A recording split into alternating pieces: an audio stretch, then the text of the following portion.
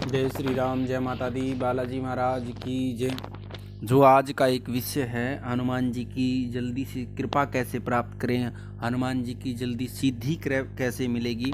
ये बहुत भाग्यशाली लोग होते हैं जिसको हनुमान जी की कृपा प्राप्त होती है और बहुत जल्दी कृपा प्राप्त हो जाती है। तो इस जल्दी कृपा प्राप्त करने के लिए, जल्दी से सिद्धि प्राप्त करने के लिए हमने किस मंत्र का हमने प्रयोग करना चाहिए, कहाँ से मंत्रों की शुरुआत करनी चाहिए और किस विधि के द्वारा हमने मंत्र को आगे बढ़ाना चाहिए कि हनुमान जी की शक्ति हमारे को जल्दी मिले। क्योंकि हनुमान जी की जो शक्ति पाने वाले लोग होते हैं बड़े भाग्यशाली होते हैं। हनुमान जी अपनी शक्ति के लिए भाग्यशाली लोगों को ही चुनते हैं। और जल्दी शक्ति प्राप्त, सिद्धि प्राप्त करने के लिए किस मंत्र से हमने शुरुआत करनी चाहिए और किन मंत्रों के सानिध्य में जाना चाहिए। हमने बीज मंत्र से जप करना चाहिए, साबर मंत्र से जप करना चाहिए, या किसी तंत्र के मंत्र से जप करना चाहिए, या कोई वैदिक मंत्र से जप करना चाहिए, या फिर किस तो स्तुति का जप करना चाहिए, या किसी स्तोत्र का जप करना चाहिए, या किसी चालीसा का हमने जप करना चाहिए। आपको मैं पूरी जानकारी दूंगा हनुमान जी की सिद्धि शीघ्र जल्दी से जल्दी कैसे प्राप्त हो, और हनुमान जी के दूत भी आपको मिल सकते हैं सिद्धि से शीघ्र इति शीघ्र। तो आप इस वीडियो को अंत तक ज़रूर देखना, और जिन जिन ने चैनल को सब्सक्राइब नहीं किया, चैनल को आप सब्सक्राइब करना। बालाजी दरबार लगता है हमारा, या जिन जिन बच्चों ने ऑनलाइन पूछा लेने की आवश्यकता है तो वो ऑनलाइन दरबार के व्हाट्सएप नंबर पर संपर्क कर सकते हैं ऑनलाइन पूछा के लिए। शुरुआत करते हैं। सबसे पहले आप यदि गुरु सानिध्य, हनुमान जी की सिद्धि प्राप्त करने के लिए यदि आप गुरु सानिध्य में हैं तो गुरु जी से जानकारी लेकर ही हमने उस सानिध्य में जाकर ही सभी मंत्रों का जप करना चाहिए। कोई भी मंत्र का जप हो, कोई भी साधना हो, यदि हम गुरु सानिध्य में हैं तो गुरु सानिध्य में ही उस मंत्र का हमने जप करना चाहिए। यदि आपके पास गुरु नहीं है तो आप अपने इष्ट देव को गुरु बना करके, या फिर भगवान शंकर को गुरु बना करके, या फिर बाबा गोरखनाथ जी को गुरु बना करके, या फिर हनुमान जी को भी आप गुरु बना करके उसके सानिध्य में आप जप कर सकते हैं, साधना कर सकते हैं। क्योंकि बिना गुरु के सानिध्य में जप करोगे तो शक्ति किसी भी रूप में आ सकती है, तो उसको रोकने के लिए हमने गुरु की आवश्यकता होती है। फिर हमने यदि गुरु नहीं है तो शक्तियों का गुरु मान करके हम उसके नियम अनुसार ही हम उस आगे को बढ़ सकते हैं।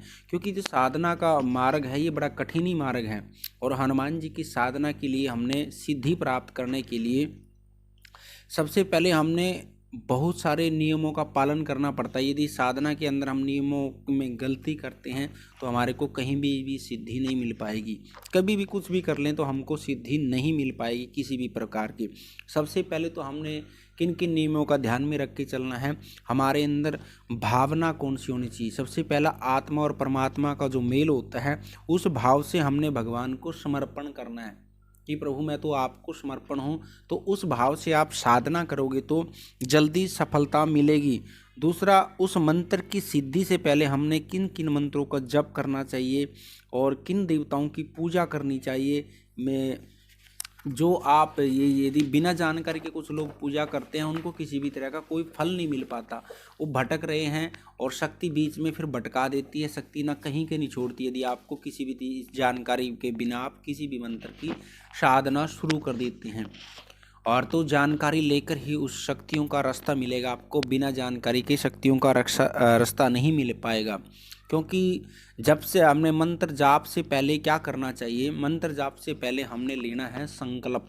संकल्प का हमारा मतलब क्या होता है, क्योंकि जिस देवता की शरण हम चले जाते हैं, जिन शक्तियों को हम पाना चाहते हैं, तो वहाँ तक पहुँचने का जो हमारा लक्ष्य है, उस संकल्प के माध्यम से हम भगवान को समर्पण करना है। उस भगवान को हमने बताना है कि संकल्प के माध्यम से कि हमारा ये मकसद है कि हम साधना करना चाहते हैं अभी, या विशेष मनोकामना को लेकर हम भगवान की शरणागत आए, बाबा की शरणागत आए, बालाजी महाराज की। तो किसी भी जानकारी को लेकर के आपने ये चीज़ आगे बढ़ानी है, नहीं तो आप फिर बीच में फिर रुक जाओगे। क्योंकि ऐसे हर रोज़ मेरे पास सवाल आ रहे हैं, किसी ने 5 लाख मंत्र जप कर लिया, कोई 5 साल से लग रहा है, कोई 10 साल से लगा हुआ है।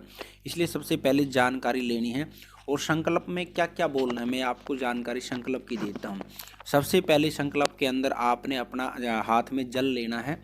जल लेकर के अपना नाम, अपना गोत्र, उस दिन की कौन सी तिथि होती है, कौन सा वार होता है, और किस जगह पर हो आप, आपका कौन सा क्षेत्र है, आप किस गांव से हो, किस जिले से हो, तो आपने ये पूरा नाम लेकर के और भगवान की शरण में आप जो संकल्प लेने जा रहे हो तो किस कामना को लेकर है, आपकी कोई मनोकामना है या फिर अब उस मंत्र की आप सिद्धि प्राप्त करना चाहते हैं, और कितना मंत्र आप डेली जप करोगे वो भी आपने संकल्प में बोलना है। ये हम यदि आप यथा संख्या नाम बोलना है, भाई आपने तो गिनती नहीं करनी है जप की, हमने तो रोज 1 घंटा ही बैठना है बिना गिनती करे, तो यथा संख्या नाम बोल सकते हो। यदि आपने जप की संख्या बोलनी है तो संकल्प में जप बोल सकते हो। 11 माला है तो 11 ही माला करनी है डेली। आप उस जप को बढ़ा सकते हो, घटा नहीं सकते, लेकिन 11 ही तो करनी ही पड़ेगी। ये साधना का नियम है। साधना का नियम को जानकर करके तब ही आगे बढ़ पाओगे। और उसके बाद जैसे हमारा मंत्र का जप पूरा हो जाता है, जप पूरा होने के बाद भी हमने हाथ में जल लेना, ऐसे ही बोलना है कि बाबा मैंने जो इतना जितना जप किया, 5 माला जप किया, यथा संख्या नाम जप किया है, वो आपको आपकी मनोकामना बोलकर मैंने सिद्धि प्राप्ति के लिए जो जप किया है वो आपको अर्पण हो। इस मंत्र से मुझे सिद्धि प्राप्त हो, या ये मेरी विशेष मनोकामना है ये प्राप्त हो। तो ऐसे भगवान को लास्ट में भी आपने संकल्प के द्वारा जल अर्पण करना है, थोड़ा सा हाथ में लेकर के जल, ठीक है। और उससे संकल्प के बाद हमने क्या करना है, सभी देवताओं की पूजा करनी है, गणेश जी की, भगवान शंकर की, और आपने जो इष्ट है उसकी, और या गुरु बनाया है उसकी।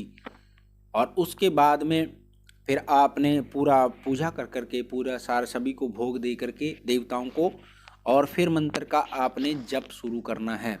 और जप से पहले ध्यान रखें, यदि हनुमान जी की आप जो मैं मंत्र बता रहा हूँ, साधना बता रहा हूँ, इससे पहले आपने राम नाम की माला का जप अवश्य करना और भगवान श्री राम को भी भोग अवश्य लगाए, ध्यान रखना। राम नाम के बिना फिर आप हनुमान जी की सिद्धि या साधना जल्दी से प्राप्त नहीं कर पाओगे। हनुमान जी की शरणागत जाना है तो राम नाम का जप अवश्य करें। जिस भी टाइम आपको साधना के समय टाइम मिले, मानसिक जप कर सकते हैं राम नाम का, तो उससे आपको बाबा की शक्ति और भी जल्दी मिलेगी। उसके बाद में मंत्र लेना आपने, यदि आप शुरुआत कर रहे हैं साधना की या पहले मंत्र जप कर चुके हैं तो उसका दोबारा से आप जप कर सकते हैं किसी मंत्र का। यदि आप शुरुआत कर रहे हैं तो आपने बीज मंत्र से शुरुआत करनी चाहिए। कोई भी शुरुआत करें हम किसी भी साधना की तो बीज मंत्र से ही शुरुआत करनी चाहिए। जैसे 2 मंत्र बता रहा हूँ मैं, हनुमान जी के ये बीज मंत्र हैं और ये आप सभी को ही पता है इन मंत्रों के बारे में। ओम हम हनुमते नमः, एक तो ये मंत्र है ओम हम हनुमते रुद्रात्मकाय हुम फट।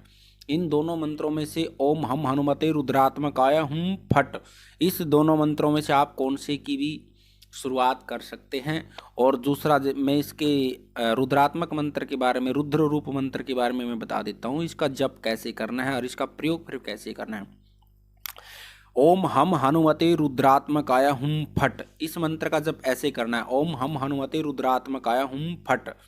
और मंत्र में जब आप हवन में डालोगे तो फट स्वाहा, हुम फट स्वाहा, और प्रयोग करने में भी हुम फट स्वाहा लगाना है, ध्यान रखना। मंत्र का इसका आप प्रयोग करोगे ना लास्ट में, तो प्रयोग के बारे में भी बता रहा हूँ। हुम फट स्वाहा किसी भी मनोकामना को लेकर आप कर सकते हैं, उस चीज़ का ध्यान रखना आपने। और हनुमान जी को जो भोग लगाया, आप भोग लगाओगे, हनुमान जी को भोग लगाने के बाद आप कभी भी कुत्ते को प्रसाद नहीं दोगे, ध्यान रखना। कुत्ते को कई बार भोग लगाने के बाद जैसे लोगों की एक आदत बन चुकी है कुत्तों को खिलाते हैं, लेकिन आप जैसे भैरवनाथ की साधना करें, माँ काली की साधना करें तो उनको कुत्तों को दे सकते हैं, माँ मसानी की, चौगानन की, मध्यान्हन की, पीर की, फकीर की, उसमें दे सकते हैं। लेकिन हनुमान जी का भोग लगाया आप गाय को दे सकते हैं या कन्याओं को दे सकते हैं, खुद ले सकते हैं, अन्य प्रसाद दे सकते हैं, लेकिन आपने कुत्ते को ये प्रयोग नहीं देना। और इसमें सिद्धि मंत्र की आपकी सिद्धि हो जाती है तो फिर आगे के लिए मैं आपको वीडियो बनाऊंगा प्रयोग कैसे करना है इस मंत्र का। लेकिन भाव आपका जैसा होगा और जिस टाइम आप साधना में बैठो, जैसे भाव से आप शक्ति को ध्याओगे, शक्ति भी उसी भाव से आपके पास आएगी।